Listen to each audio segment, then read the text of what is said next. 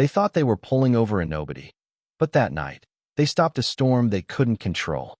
The red and blue lights cut through the quiet stretch of highway just outside Bakersfield, California, flashing against the dark asphalt like a warning no one else could hear, and in the center of it all stood a black SUV, engine still humming softly, surrounded by two patrol cars angled just enough to make a statement without saying a word, and beside the driver's door, Officer Daniel Hayes adjusted his belt slowly, his posture stiff with authority, his eyes locked on the woman stepping out of the vehicle as if he had already decided who she was before she even spoke. The air was dry, carrying that faint desert chill that settles in after sunset, and somewhere in the distance, a truck rumbled past, unnoticed, because all attention had narrowed to this single moment, this single encounter. And the woman, Ava Carter, moved with a calm that didn't match the tension around her. Her boots touching the pavement with quiet certainty, her gaze steady, unreadable, not defiant, not afraid, just present, like she had seen this before, like she understood something no one else here did. Hayes took a step closer, his voice sharp, controlled. License and registration, he said, not asking, not waiting. And when she didn't immediately respond, when she simply looked at him with that same still expression, something flickered behind his eyes, something between irritation and certainty, because in his world, silence like that meant one thing. It meant attitude, it meant resistance, it meant someone who needed to be reminded how things worked out here. The other officers shifted slightly behind him, exchanging glances, the kind that didn't need words, the kind built on habit, on repetition, on nights just like this where assumptions moved faster than facts. Ava slowly reached into her jacket, not rushed, not hesitant, just deliberate, her movements smooth as she handed over her ID, and for a brief second, their fingers nearly touched, but Hayes pulled back just enough to avoid it. Like there was an invisible line he refused to cross. He glanced down at the card, barely reading it before looking back up, his jaw tightening. Step away from the vehicle, he added, this time louder, firmer, as if the volume itself justified the command. And still, she didn't argue, didn't question. She stepped back exactly 2 feet, her hands visible, her posture relaxed in a way that didn't make sense to anyone watching, because this wasn't how people usually reacted. Not here, not under these lights, not with this kind of pressure pressing down on them. And that's when it started to feel different, subtle at first, almost invisible, a shift in the air, like the silence was holding something back, waiting.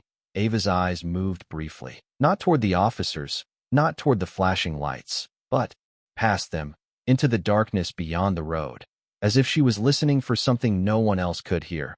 Hayes followed her gaze instinctively, but saw nothing, just empty highway stretching into black.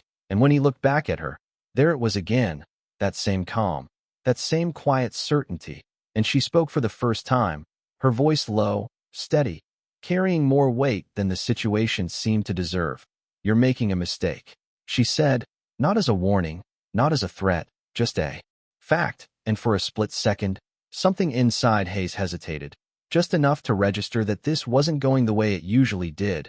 But the moment passed, buried under routine, under ego, under the belief that he was still in control, because from where he stood, under those lights, with that badge on his chest, there was no reason to think otherwise. No reason to believe that this quiet woman in front of him was anything more than what he had already decided she was. And that was the moment. Everything quietly began to shift, even if none of them realized it yet. Hayes let out a quiet scoff, the kind that came from years of believing he had already seen every type of person this road could bring him. And he turned slightly, gesturing to one of the other officers as if to confirm his unspoken judgment, as if the situation had already been decided before it even began. We will figure out what kind of mistake this is, he replied, his tone edged with something colder now, something less patient, and he handed the identification to Officer Miller without breaking eye contact with Ava, who remained exactly where she stood, her shoulders relaxed, her breathing steady, her presence almost out of place in the tension that surrounded her. Miller glanced at the card, his brow tightening slightly as he read the name. But he said nothing, just walked back toward the patrol car, the radio crackling softly as he began to run the information. And in that small moment of separation, The silence between Hayes and Ava stretched wider, heavier, like the air itself was holding its breath. Hayes shifted his weight, scanning her again, this time more carefully, noticing details he had ignored at first glance. The faint outline of a ring on her right hand, not flashy, not oversized, but distinct, the kind of piece that carried meaning rather than decoration. The edge of a tattoo barely visible beneath her sleeve, something dark, precise, not random, not careless, and it unsettled him in a way he could not quite explain, because it did not fit the story he had already written in his head. "Where are you coming from tonight?" he asked, his voice slower now, probing, trying to reassert control over something that felt like it was slipping just out of reach. Ava's eyes met his again, unwavering. "Driving," she said simply, her answer almost frustrating in its calmness, not evasive, not defensive, just enough to exist without giving anything away. Hayes exhaled sharply through his nose, his patience thinning. "You think this is a game?" He pressed, stepping a little closer, not enough to be threatening, but enough to close the space, to remind her who he believed held authority here. And still, she did not move, did not react the way he expected, did not fill the silence with excuses or explanations. She just stood there, grounded, as if the flashing lights behind him meant nothing at all. And that was what began to irritate him the most. Not what she said, but what she refused to say, because it denied him the usual rhythm, the predictable pattern of control, the back and forth that always ended the same way. "Turn around," he instructed, his voice firm again, defaulting back to procedure, to something familiar, something that did not require interpretation, and for the first time, there was a pause, not long, just enough to be noticed.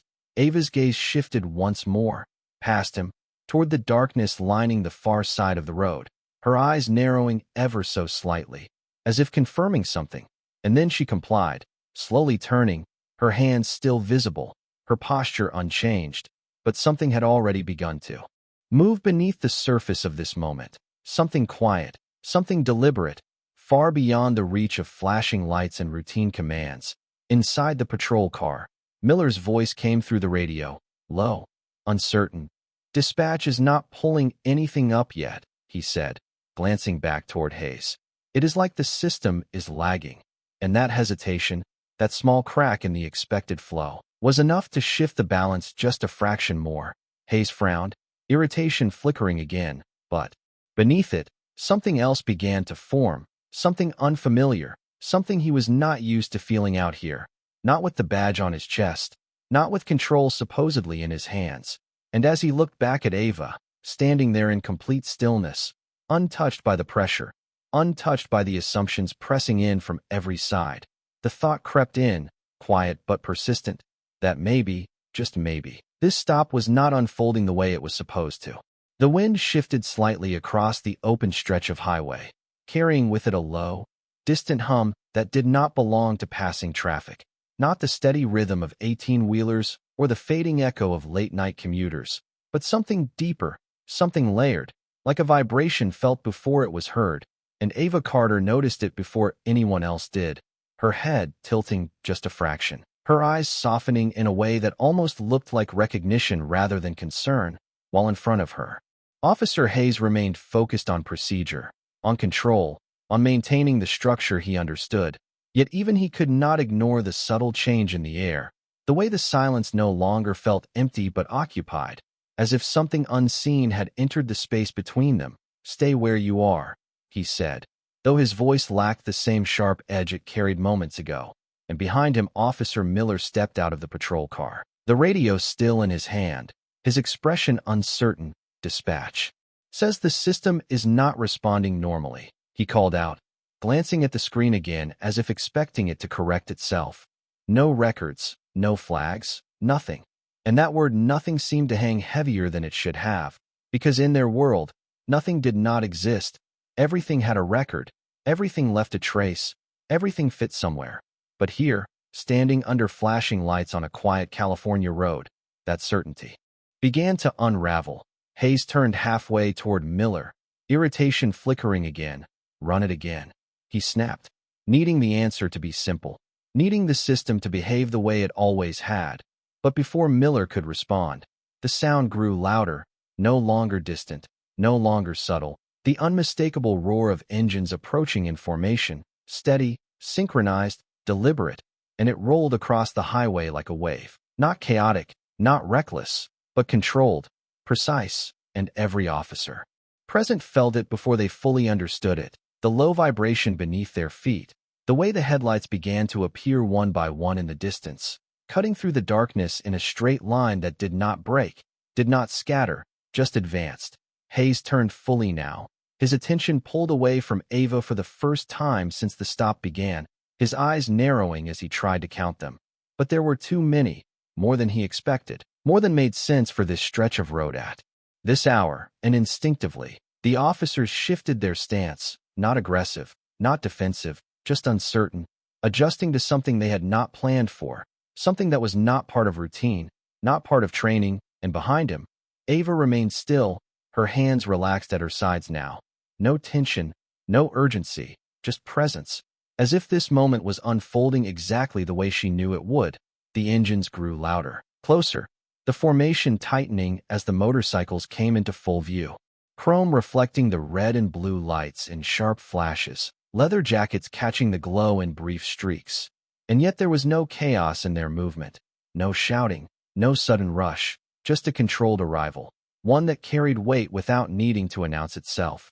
And when the first bike slowed, pulling to the side of the road just beyond the patrol cars, the others followed in sequence, lining up with precision that felt almost rehearsed, almost intentional. Hayes swallowed once. Subtle, barely noticeable, but enough to mark the shift happening inside him. Because this was no longer just a traffic stop, no longer just another encounter he could categorize and close. This was something else, something that did not fit the pattern. And as the riders removed their helmets one by one, their faces calm, focused, their eyes scanning the scene not with curiosity but with recognition, Ava finally moved again. Just a single step forward, turning back to face Hayes fully, her voice quiet, steady, carrying through the hum of idling engines and flashing lights without effort. "I told you," she said, not with anger, not with satisfaction, just certainty. "You are making a mistake." And this time, there was no dismissal in Hayes's expression, no immediate response, just a pause, a long, heavy pause where the weight of the moment finally settled in, not as fear, not yet, but as realization beginning to take shape, slow, undeniable, and impossible to ignore. No one gave an order, and yet everything slowed, as if the entire scene had slipped out of the rhythm the officers understood and into something else entirely, something that did not respond to rank or routine. The engines idled low, steady, a deep mechanical heartbeat that filled the silence between breaths, and one by one, the riders stepped off their bikes, boots touching the pavement with quiet certainty. No rush, no raised voices, just presence, the kind that did not need to announce itself to be felt. Hayes straightened instinctively, his hand hovering near his belt out of habit, not aggression, but the reflex of someone trying to reclaim control over a situation that no longer followed familiar rules. "This area is restricted," he said, his voice firm but not as sharp as before, projecting authority even as something underneath it began to waver. One of the riders, a tall man with a weathered face and steady eyes, removed his gloves slowly, his gaze moving past Hayes. Without acknowledgement, not dismissive, not hostile, simply uninterested in the hierarchy Hayes believed still applied. And that was the moment it became clear. This was not a confrontation. It was a shift, a quiet reordering of who held weight in this space. The man took a few steps forward, stopping just short of the patrol car lights. And then he looked directly at Ava, not at her hands, not at her stance, but at her, fully, and with a small, almost imperceptible nod. He spoke. "You are good," he said, his voice calm, grounded, and it carried across the road in a way that made every officer hear it whether they wanted to or not. Ava turned slightly toward him, acknowledging the words without surprise, without relief, just confirmation, like a plan unfolding exactly as expected. Hayes felt the shift tighten in his chest now, no longer subtle, no longer something he could dismiss as coincidence, because the way that man had spoken, the way the others stood behind him, not scattered, not uncertain, but aligned, It told a story Hayes had not been part of until this moment. And suddenly, the details he had ignored began to rearrange themselves in his mind. The ring, the tattoo, the silence, the lack of fear. None of it had been random. None of it had been passive. It had all been deliberate, controlled, and he had stepped into it without realizing. Officer Miller moved closer to Hayes, his voice lower now. "We should call this in," he murmured, not out of panic, but caution, and Hayes did not respond immediately, his eyes still on Ava, trying to reconcile the image he had formed minutes ago with the reality unfolding in front of him.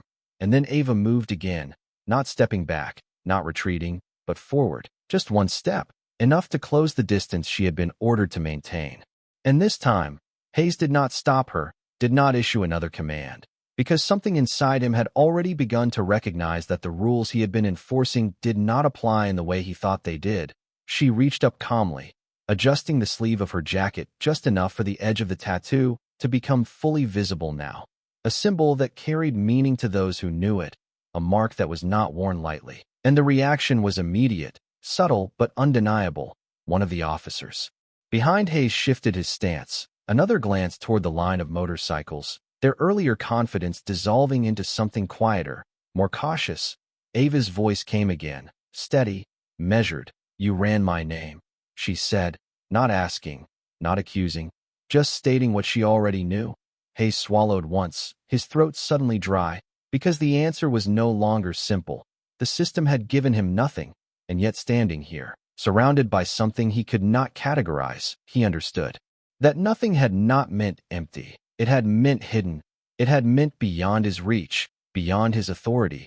And for the first time since the lights had come on, Hayes did not have a response ready, did not have a command to issue, did not have a way to steer the moment back into something predictable. And in that silence, Ava looked at him fully, her eyes steady, not cold, not warm, just clear, and she said quietly, "You saw what you expected to see." A brief pause settled between them, heavier than any shout could have been. "Not what was actually in front of you." And the words did not hit like an accusation. They landed like truth, simple, undeniable, and impossible to ignore. And under the flashing lights, with engines idling and the night stretching endlessly around them, the balance had shifted completely, not with force, not with noise, but with something far more unsettling, the realization that control had never been where he thought it was. The flashing lights continued to pulse against the chrome and leather, but their urgency had faded into something almost hollow, like an echo of authority that no longer carried weight. And Officer Hayes stood there with the same badge on his chest, the same uniform, the same training, yet none of it felt anchored the way it had just minutes ago, because the ground beneath the situation had shifted without warning, without permission. And there was no procedure for this, no manual that explained what to do when the assumptions you relied on unraveled in real time. Ava did not raise her voice, did not step closer again. She simply held her position, her presence steady, controlled. And in that stillness, there was something far more powerful than confrontation, something that forced the moment to slow down even further, to stretch into a space where every decision mattered more than it should have. Hayes glanced briefly toward the line of riders, counting again without meaning. 2. Noticing the way they stood, not scattered, not restless, but patient, as if time itself was not something they needed to chase. And then his eyes returned to Ava, searching now, not judging, not assuming, but trying to understand. And that shift, small as it was, changed everything. "What is this?" he asked finally, his voice lower, stripped of the sharp edge it once carried, not demanding an answer but acknowledging that he no longer had one. Ava tilted her head slightly, studying him for a moment as if measuring whether the question was genuine. And when she spoke, her words came with the same calm clarity that had followed her from the beginning. "This is what happens when you stop seeing people and start seeing categories," she said, not accusing, not emotional, just precise. And the simplicity of it landed heavier than any argument could have, because it did not attack him, it revealed him. And for a brief second, Hayes had no defense, no immediate response, only the quiet realization that the situation had not escalated because of her, it had unfolded because of him, because of the lens he chose before she ever stepped out of that vehicle. Behind him, Officer Miller shifted again, his earlier uncertainty now more visible, his posture less rigid, his voice quieter when he spoke. "Dispatch just updated," he said, holding the radio closer as if the words themselves carried weight. "They are telling us to stand down." And that phrase, simple, direct, cut through whatever remained of Hayes's control, not as an order he did not understand, but as confirmation of something he was only beginning to grasp, that this moment extended beyond him, beyond this road, beyond the flashing lights and the narrow frame he had tried to force it into. Hayes exhaled slowly, the tension leaving his shoulders not all at once, but enough to be seen, enough to signal that something inside him had shifted, and he looked at Ava again, not as a problem to solve, not as a situation to control, but as a person standing in front of him with a reality he had failed to recognize. "You could have said something," he muttered, not in accusation, but in a quiet attempt to reconcile what had happened, and Ava's response came without hesitation, steady, grounded. "I did," she said, her eyes holding his. "You just were not listening." And there it was, the full weight of it, not loud, not dramatic, but undeniable, because it spoke to something deeper than this stop, deeper than this night, something that extended into every moment where assumptions replaced awareness, where authority replaced understanding.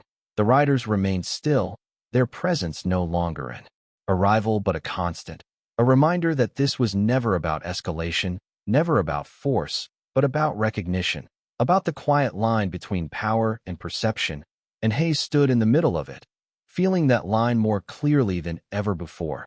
The badge on his chest no longer a shield against uncertainty, but a reflection of the responsibility he had nearly overlooked. The lights continued to flash, the engines continued to hum. But the moment had changed completely, no longer driven by control, no longer defined by command, but by something far more difficult to face. The realization that the biggest mistake he made was not pulling her over, it was deciding who she was before he ever gave her the chance to show him. The radio in Officer Miller's hand crackled again, but this time the voice that came through carried a different tone, not rushed, not uncertain, but firm in a way that left no room for interpretation. "All units on Highway 178, disengage and clear the scene," dispatch said, each word measured, deliberate, and it echoed louder than the engines, louder than the silence that followed, because it did not just instruct them to step back, it confirmed what had already been unfolding in front of them. That this moment was no longer theirs to control. Hayes closed his eyes for a brief second, just long enough to steady himself, just long enough to accept what he had been resisting since the first flicker of doubt entered his mind. And when he opened them again, the road looked different, not physically, not in the placement of cars or lights or people, but in meaning, in weight, in the quiet understanding that everything he thought he knew about this stop had been incomplete from the very beginning. Ava watched him without judgment, without urgency, her presence unchanged, as if she had already moved past the moment he was still trying to process. And in that contrast, something deeper settled into place, something that did not rely on authority or position, but on awareness. Hayes reached up slowly, unclipping the small body camera attached to his chest, not turning it off, not hiding anything, but adjusting it, grounding himself in something real, something accountable. And then he stepped back, not dramatically, not reluctantly, just one step, but it was enough to signal that the line had shifted, that the control he once held had been released. Officer Miller followed suit, lowering his stance, his posture easing in a way that matched the command they had just received, and the other officers, one by one, mirrored the same quiet retreat, not out of fear, not out of pressure, but out of recognition. The riders remained where they were, their engines idling, their formation intact, not advancing, not reacting, just present, as if they had never needed to do anything more than arrive. And that realization struck Hayes harder than anything else. That power did not always move. It did not always raise its voice. Sometimes it simply existed, steady and undeniable, and forced everything around it to adjust. Ava turned her head slightly toward the line of motorcycles, exchanging a brief glance with the man who had spoken earlier, a silent confirmation passing between them, and then she looked back at Hayes, her expression unchanged, not triumphant, not cold, just clear. "This was never about you," she said quietly, and the words landed with a different kind of weight, not diminishing him, but reframing everything. Because it meant that the moment he had tried to control was part of something larger, something he had stepped into without understanding. Hayes nodded once, a small motion, almost instinctive, but it carried more honesty than anything he had said so far. Because it was not agreement, not acceptance of defeat, but acknowledgement that he had misread the situation, that he had allowed assumptions to lead where observation should have followed. The flashing lights continued behind him, but they no longer felt like a command, no longer felt like dominance. They felt like a backdrop, a fading signal of a moment that had already passed. And for the first time since the stop began, Hayes reached into his pocket and handed Ava back her identification, his hand steady, his eyes meeting hers without resistance. "You are free to go," he said, the words simple, procedural, but carrying a different meaning now, one shaped by everything that had just unfolded. Ava took the card without hesitation, slipping it back into her jacket, her movements as calm as they had been from the start, and for a brief second, the entire scene held still, not because anyone was waiting for something to happen, but because everything that needed to happen already had. The engines idled, the lights flickered, the night stretched out beyond the road, and in that stillness, the lesson settled quietly into place, not spoken aloud, not enforced, but understood, that authority without awareness is fragile, and that sometimes the moment you think you are in control is the moment you have already lost it. For a moment, no one moved, not because they were frozen, but because the tension that had filled the space had nowhere left to go. It had already peaked, already shifted, and now what remained was something quieter, something more difficult to process, the kind of silence that forces reflection instead of reaction.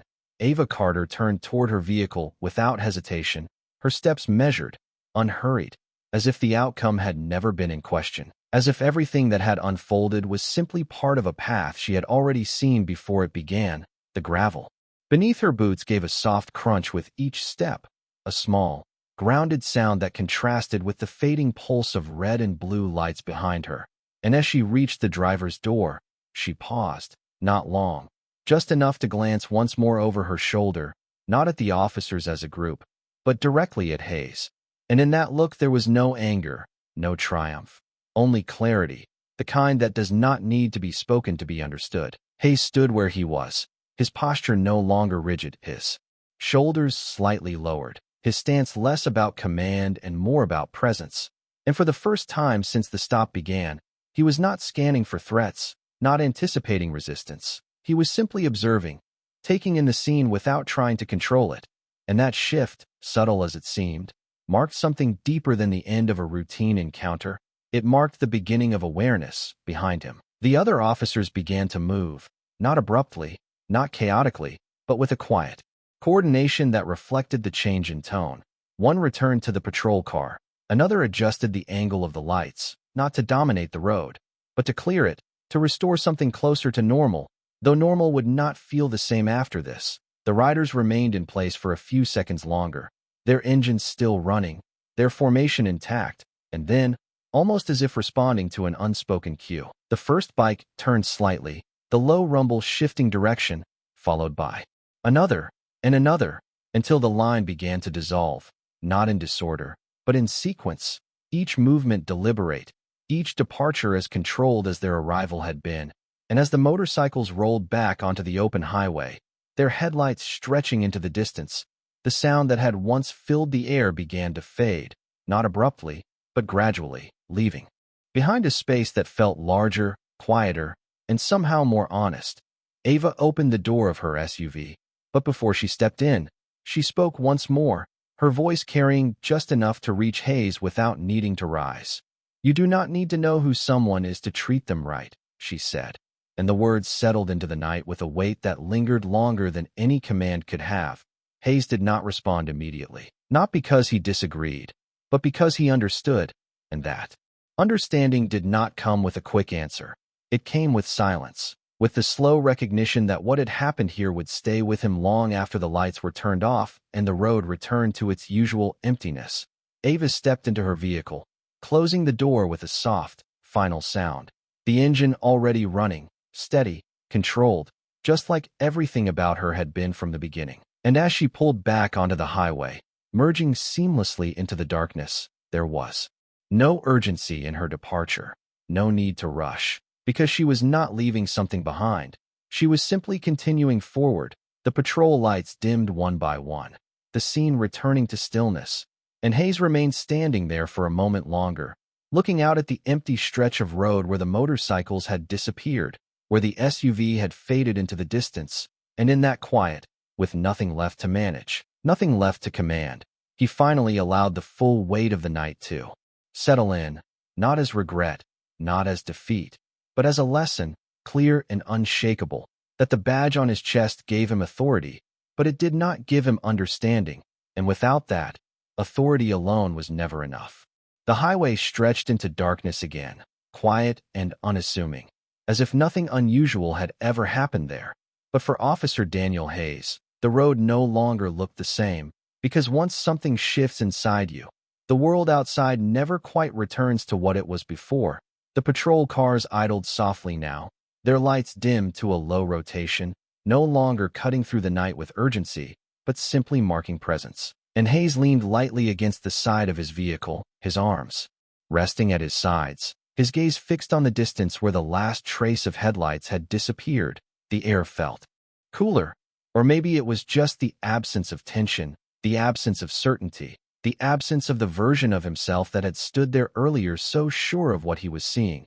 Officer Miller approached slowly, his boots echoing faintly on the pavement. "You ever had something like that happen before?" he asked, his voice low, almost cautious, as if the question itself required permission. Hayes shook his head slightly, not even looking at him. "No," he said, and there was no attempt to explain it, no attempt to reduce it to something manageable, because it was not something that fit into a report or a checkbox. It was something that sat deeper, something that did not resolve when the scene ended. Miller exhaled quietly, glancing down the road. "Dispatch did not say much," he added. "Just told us to clear out and move on." And that phrase "move on" lingered in the air, because it sounded simple, but it was not. Not when the moment you were supposed to leave behind had already followed you inward. Hayes finally pushed himself off the car, standing upright again.